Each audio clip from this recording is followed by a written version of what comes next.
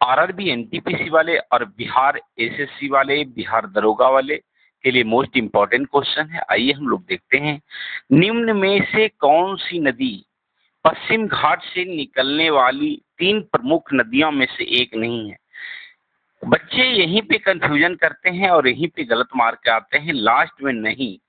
तो ये जरूर आपको पढ़ना है। तो पश्चिम घाट से निकलने वाले 3 प्रमुख नदियों में से एक नहीं है, जिसका नाम है ऑप्शन नंबर ए महानदी। क्या जी? महानदी है नाम।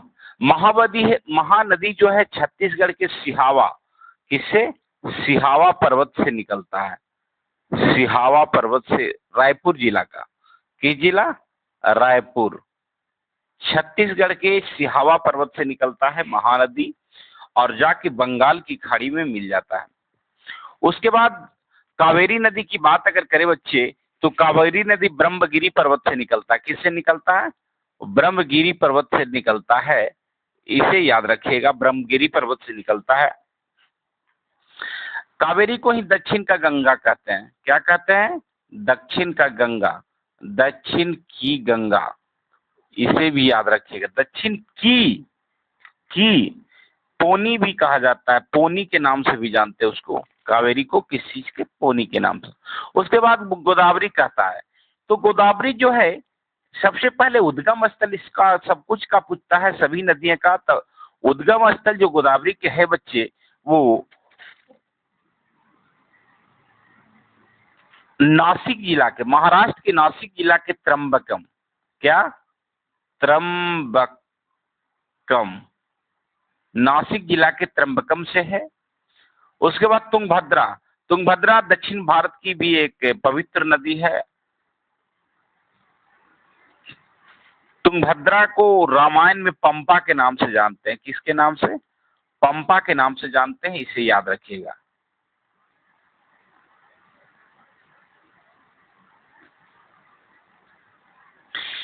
क्वेश्चन नंबर 2 का था पोंगल खाली स्थान को समर्पित एक शस्योत्सव है।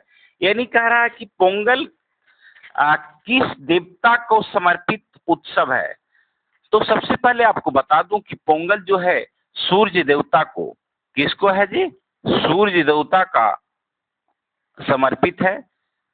पोंगल है जो दक्षिण भारत के तमिलनाडु में, कहा जी? तमिलनाडु का प्रमुख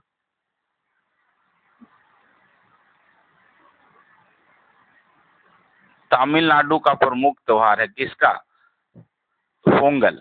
ये होता है क्या, नया वर्ष जब आता है तो नया वर्ष 15 जनवरी से 18 जनवरी 2025 तक लगने वाला है। 4 दिन का यह मेला होता है। इसमें सूर्य देवता को समर्पित होते हैं।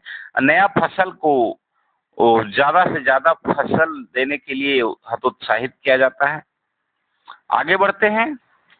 कहता निम्नलिखित में से कौन सी नदी सिंधु निम्नलिखित में से कौन सी नदी सिंधु नदी की सहायक नहीं है? नहीं है जो देखना है बच्चा। तो जोक नदी, ब्यास नदी, सोन नदी और सुवनसिरी।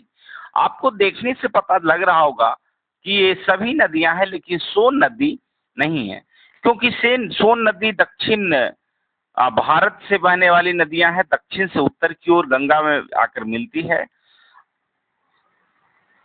और ये अमरकंटक से निकलती है। कहां से निकलती है? अमरकंटक।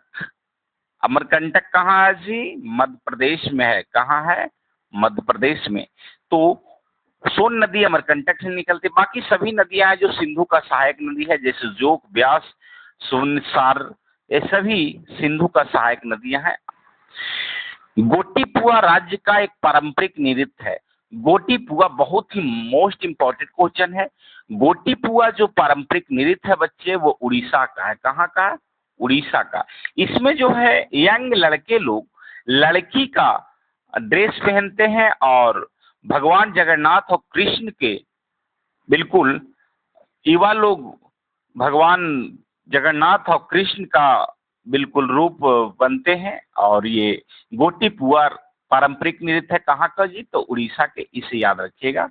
आगे बढ़, भारतीय संविधान का कौन सा अनुच्छेद ऐसे जो है अस्पृश्यता का उन्मूलन, आर्टिकल 70 यानी 17 उसके बाद अस्पृश्यता का अंत है, उन्मूलन संबंधित है 17। 18 में क्या कहता है जी? अनुच्छेद 18 क्या कहता है? अनुच्छेद 18 कहता है उपाधियों का अंत। क्या कहता है?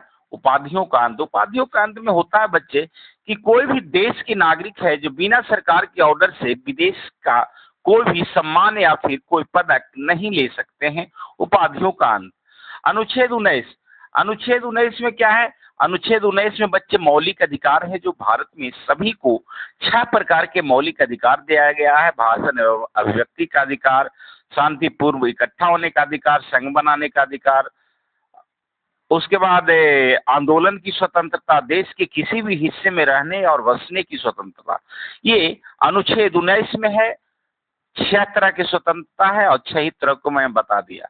अनुच्छेद 16 में क्या कहता है बच्चे? अनुच्छेद 16 में नागरिकों के लिए समान अवसर, सभी नागरिक के लिए कोई भी नौकरी या फिर किसी भी आरक्षण में समान प्रकार का अवसर प्रदान होगा, वो है अनुच्छेद 16 में। और 17 तो आपको बता ही दिए, अस्पृश्यता का उन्मूलन। ये मोस्ट इंपॉर्टेंट क्वेश्चन। क्वेश्चन कहता है कि सेल्यूकस निकेटर भारत नामक शासक द्वारा मेगास्थनीज नामक राजदूत को चंद्रगुप्त के दरबार में भेजा। सबसे पहले यहाँ देखिए क्वेश्चन आ रहा है कि मेगास्थनीज, मेगास्थनीज, तो मेगास्थनीज के काल में ही चंद्रगुप्त मौर्य आया था। कौन? चंद्रगुप्त मौर्य आया था। और सेल्यूकस निकेटर जो था बच्चे वो यूनान का था। कहाँ का? ग्रीक का, यूनान का ये रहने वाला था, यूनानी शासक था। इसे आप लोग याद। क्वेश्चन है कि अहिल्या किले को 18वीं शताब्दी में नदी के तट पर निर्मित किया गया। Ahilya fort will be Narmada, Tapi, Kosi और गंगा। तो इसका ऑप्शन जो होगा बच्चे वो नर्मदा होगा। नमेदा लिखा गया, सॉरी, नर्मदा होगा। क्या होगा जी? नर्मदा होगा। इसे याद रखिएगा। क्वेश्चन कहता है निम्नलिखित नियमों का एक समूह जिसे किसी देश में रहने वाले सभी लोगों द्वारा स्वीकार किया जाता है को क्या कहते हैं? तो देश में रहने वाले सभी नागरिकों को संविधान को स्वीकार करना होगा, संविधान के तहत चलना होगा। नीचे पॉइंट्स में क्या दिया है? भारत का संविधान देश का सर्वोच्च कानून है। सही बात है। भारतीय संविधान की मुख्य विशेषता सबसे लंबी और लिखित संविधान है। ये पूछेगा कि विश्व में सबसे लंबी लिखित संविधान किसका है, तो मार्क कराना है भारत का। किसका है? भारत का। ये विभिन्न स्रोतों से लिया गया, जैसे एकल नागरिकता, एकीकृत न्यायिक प्रणाली, स्वतंत्र न्यायपालिका, लचीला, कठोर दोनों है। कहेगा कि भारत के संविधान कैसा है, तो आपको लचीला और कठोर दोनों मार्क कराना है। आगे कहता है संविधान सभा के प्रारूप समिति में कितने सदस्य? तो प्रारूप समिति में बच्चे 7 सदस्य होते हैं। इसे याद रखिएगा, 7 सदस्य मोस्ट इंपॉर्टेंट है। आगे है कि सन 1946 में किसी भारतीय संविधान सभा का अंतरिम अध्यक्ष बनाया गया था। तो 1946 में संविधान सभा का जो अंतरिम अध्यक्ष या फिर अस्थायी अध्यक्ष आप बोलिए, ये दोनों जो है सच्चिदानंद सिन्हा को बनाया गया था। किसको? सच्चिदानंद सिन्हा को। Option number B right answer. तो ये था 10 क्वेश्चन जो सभी परीक्षाओं के लिए नस्तेनाबूद करने के लिए बिल्कुल था। आप अगर चैनल पे नए हैं तो स्वीकार करें, अगर चैनल पे नए हैं तो चैनल को सब्सक्राइब करें, लाइक करें, शेयर करें और बेल आइकन दबाना ना भूलें। धन्यवाद।